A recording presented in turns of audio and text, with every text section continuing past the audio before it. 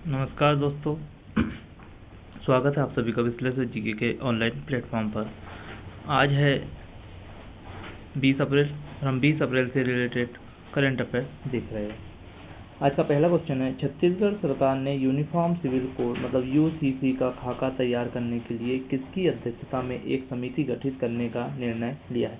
तो वर्तमान में यहाँ के जो मुख्यमंत्री है विष्णुदेव साय, इन्हीं की अध्यक्षता में यूसीसी के ऊपर एक खाका तैयार किया जाएगा।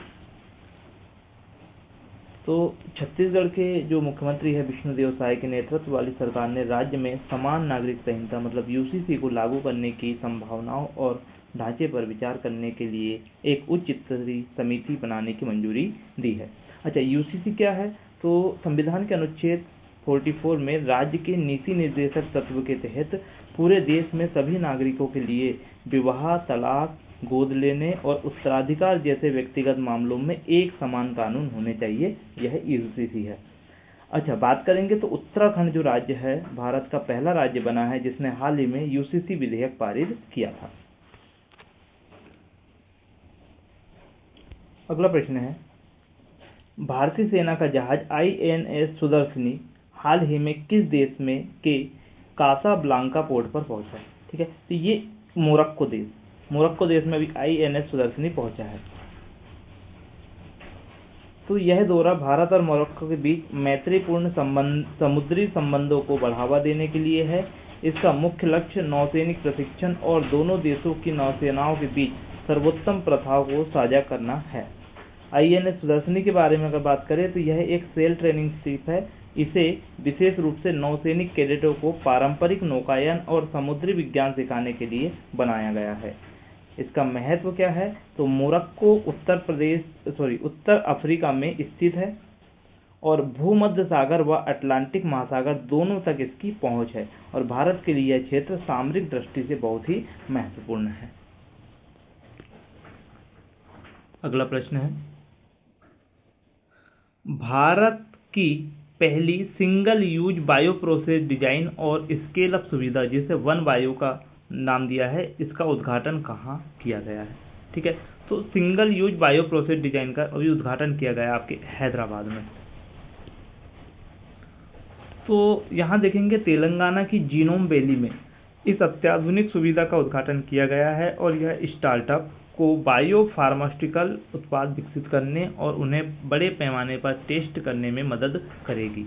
वन बायो का अर्थ क्या है? तो यह एक ऐसी प्रयोगशाला है और निर्माण इकाई है जहां बायो फार्मास्यूटिकल दवाओं जैसे कि टीके और एंटीबॉडीज को बनाने के लिए सिंगल यूज यानी एक बार उपयोग में होने वाले उपकरणों का प्रयोग किया जाता है। इससे फायदा क्या है? तो इससे क्रॉस कंटेमिनेशन मतलब अशुद्धि का खतरा कम होता है और उत्पादन की लागत व समय में भारी कमी आती है। हैदराबाद की बात करें तो हैदराबाद का जीनोम वैली के नाम से भी जाना जाता है हैदराबाद को, जो भारत की वैक्सीन उत्पादन का सबसे बड़ा हब है। तो एक क्वेश्चन ये बनता है कि भारत की सबसे बड़ी वैक्सीन उत्पादन का हब क्या है? तो हैदराबाद की जीनोम वैली। अगला प्रश्न है, पर्यावरण से संबंधित है कि हीट वेव और IMD की चेतावनी क्या है? तो भारतीय मौसम विज्ञान IMD के अनुसार मैदानी इलाकों में हीट वेव की स्थिति तब मानी जाती है जब अधिकतम तापमान कम से कम कितना हो। ठीक है, तो अभी जो हीट वेव आपका चल रहा है हीट वेव 40 डिग्री से अगर ऊपर आपका अगर तापमान कहीं जा रहा है तो उसे हीट वेव माना जाएगा। तो मैदानी इलाकों के लिए 40 डिग्री सेल्सियस और पहाड़ी क्षेत्रों के लिए 30 डिग्री सेल्सियस यदि तापमान है ये रखा गया है। और तापमान सामान्य जो है तो 4.5 डिग्री सेल्सियस से 6.45 डिग्री से अधिक हो तो इसे हीट वेव कहा जाता है। मतलब जैसे जो सामान्य के लिए 40 है, 40 से मान लीजिए अगर 45 भी होता है तो ये समझ लीजिए क्या है, हीट वेव हो जाएगा। वर्तमान स्थिति क्या है? तो अल नीनो के प्रभाव के कारण 2026 की गर्मियों में भारत के पूर्वी और मध्य राज्यों में रिकॉर्ड तापमान अभी दर्ज किया जा रहा है। ठीक है, अभी सामान्य तापमान ही आपका 40 डिग्री सेल्सियस तक पहुंच जा रहा है और इससे ऊपर सारी पहुंचने की संभावना है। अगला प्रश्न है, उपराष्ट्रपति CP राधाकृष्णन हाल ही में 2 दिवसीय यात्रा पर किस देश के लिए रवाना हुए? तो अभी हाल ही में श्रीलंका हमारे उपराष्ट्रपति यहाँ से पहुंचे हुए हैं। इनकी पूरी जानकारी देखते हैं। तो भारत और श्रीलंका के बीच द्विपक्षीय व्यापार कनेक्टिविटी और रणनीतिक साझेदारी को और मजबूत करने के उद्देश्य यह उच्च स्तरीय दौरा आयोजित किया गया है। ठीक है, तो अभी वर्तमान में अगर हम बात करें तो हमारे यहाँ के जो उपराष्ट्रपति कौन है, तो सीपी राधाकृष्णन है। अगला प्रश्न है हेनले पासपोर्ट इंडेक्स 2026, बहुत इंपॉर्टेंट क्वेश्चन है।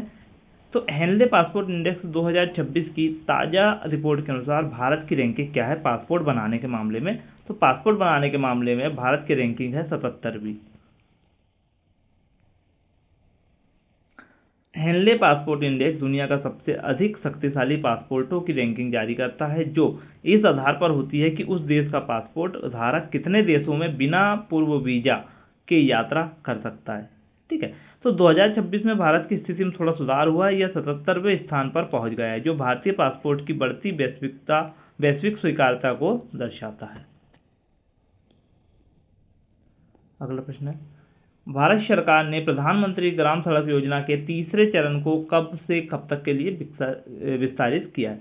ठीक है, तो अभी अगर बात करें तो मार्च 2028 तक यह जो है अभी आपका बढ़ता रहेगा। इसका तीसरा चरण, मतलब पहला हो गया है, दूसरा हो गया, ये चरण कौन सा होने वाला है? तीसरा चरण होने वाला है, जो कि मार्च 2028 तक चलेगा। क्या बात है, तो ग्रामीण कनेक्टिविटी को और मजबूत करने के लिए सरकार ने PMGSY 3 की अवधि को बढ़ाकर मार्च 2028 कर दिया है और इसके लिए 83,977 करोड़ का अतिरिक्त परिव्यय भी निर्धारित किया गया है। और इसका मुख्य लक्ष्य ग्रामीण बस्तियों को अस्पतालों, स्कूलों और कृषि बाजारों से जोड़ने वाली सड़कों का सुदृढ़ीकरण करना है। अगला प्रश्न है प्रतिवर्ष 18 अप्रैल को मनाया जाने वाला विश्व विरासत दिवस आधिकारिक रूप से किस नाम से जाना जाता है? पहला क्वेश्चन तो यही बन गया कि प्रतिवर्ष 18 अप्रैल को हम क्या मनाते हैं? विश्व विरासत दिवस मनाते हैं। और इसी को और क्या कहा जाता है? तो इसी को कहा जाता है अंतर्राष्ट्रीय स्मारक और स्थल दिवस। ठीक है, हाँ, यद्यपि हम इसे विश्व विरासत दिवस कहते हैं, लेकिन इसका आधिकारिक नाम स्मारक और स्थल दिवस है। इसका उद्देश्य दुनिया भर में सांस्कृतिक विरासत और स्मारकों के महत्व को उजागर करना है। यहाँ पर एक संस्था है जिसका नाम है आइकोमॉस। आइकोमॉस का फुल फॉर्म है international council of monument and site. ठीक है, मॉन्यूमेंट एंड साइट ने 18 अप्रैल को इस दिवस के रूप में मनाने का सुझाव दिया था, जिसे 1983 में यूनेस्को ने सामान्य सभा में इसकी स्वीकृति दी है। ठीक है, और भारत में कुल ऐसे 42 स्थल है, जिसमें शांति निकेतन जो है पश्चिम बंगाल का और होयसल मंदिर जो कहाँ का है? कर्नाटक का। ये 2023-24 में के दौरान जोड़े गए नवीनतम स्थलों में शामिल है। तो आज के लिए सिर्फ इतना ही था। आपको अगर सेशन पसंद आता है तो हमारे सेशन को लाइक करें, वीडियो को शेयर करें एवं चैनल को सब्सक्राइब करें। जय हिंद, जय भारत।